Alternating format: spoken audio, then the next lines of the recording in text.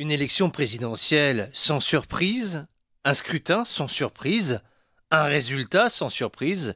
Malgré tout, la victoire de Vladimir Poutine, candidat à sa propre réélection, est un événement, car la Russie est ce qu'elle est, on l'aime ou on ne l'aime pas, mais c'est aujourd'hui un pays stable, un régime, bien sûr, avec des difficultés inhérentes à son immensité, des disparités sociales, culturelles, des problématiques de pauvreté, de corruption, la question des mafias, mais ça tient. Imagine que demain, rassure-toi, cela n'arrivera jamais. Mais imagine que demain, nous ayons une sorte de Donald Trump qui prenne le pouvoir à Moscou.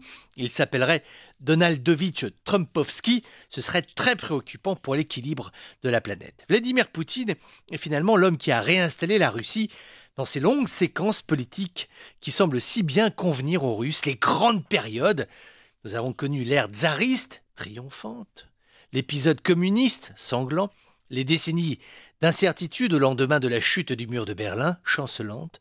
Là, nous retrouvons la Russie, des grandes plaines balayées par le vent de Sibérie, les routes qui n'en finissent jamais, les forêts insondables, les villes perdues on ne sait où, ce monde dans le monde qui est structurellement d'une telle profondeur géographique qu'il va chercher dans des régimes forts un facteur de stabilité. Convenons de l'existence d'un mystère. Pourquoi ce pays si vaste n'a jamais explosé en une myriade d'États? Tu sais, si tu donnes une paire de ciseaux, une carte de la Russie à un géopoliticien, il va t'en faire un puzzle. Nous, qui avons l'habitude dans notre Proche-Orient de vivre le spectre de l'éclatement étatique en Irak, en Syrie ou bien au Liban, eh bien tu te dis que les Russes, eux, tu te poses la question comment font-ils? Ce pays est bien plus énigmatique qu'il n'y paraît, tout comme les termes de la nouvelle mandature d'ailleurs. Que va faire Poutine, surtout dans les régions qui nous intéressent, en Syrie? Remporter la bataille, ce n'est pas gagner la guerre. Concrétiser le processus d'Astana est difficile. Quelle relation avec l'Iran, qui a le succès modeste, ils sont habiles, je ne sais pas si tu as remarqué,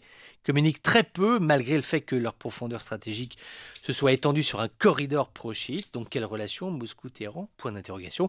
Également Moscou-Ankara, attelage fragile avec en transparence l'OTAN, dont la Turquie est un membre. Alors tu me diras, on prend les mêmes et on recommence. Oui, c'est vrai, oui, on prend les mêmes et on recommence, mais au moins avec Poutine, on connaît l'homme, on connaît le régime. A priori, il sait où il va.